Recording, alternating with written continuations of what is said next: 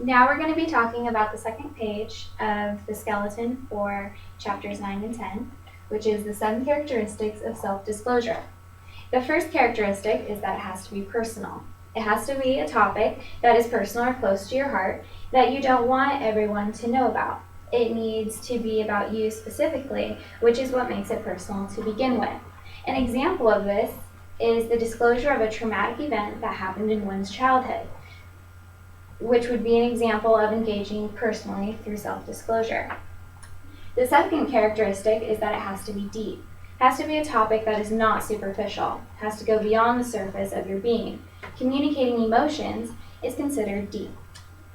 So an example of this is the self-disclosure of superficial information, such as your eye color, is not something that is close to your heart. Therefore, it would be not considered self-disclosure. However, self-disclosure of important information, such as one's values, ethics, and morals, makes for a true self-disclosure. The third characteristic is that it has to be honest. When you are self-disclosing, it has to be truthful. You can't invent new things about yourself and then label it self-disclosing.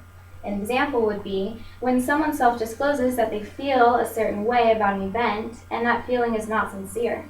This would not be considered self-disclosure because it is not genuine. The fourth characteristic is that it has to be verbal. To be verbal, it is vital that self-disclosing is performed using words so that the other person knows exactly how you're feeling and what you are trying to communicate. Crying communicates general sadness but does not provide a self-disclosing message. An example of this would be self-disclosure is more effective when it is verbal because it limits confusion in regards to how someone feels. The fifth characteristic is that it can't be generally available. Self-disclosure cannot consist of common knowledge. Although some knowledge does self-disclose emotions about certain events or situations, especially tragedies. An example would be when someone self-discloses to the other students that they're a student at RCC. This statement has no emotional value and is therefore not a true self-disclosure. The sixth characteristic is that it has to be directed at another person.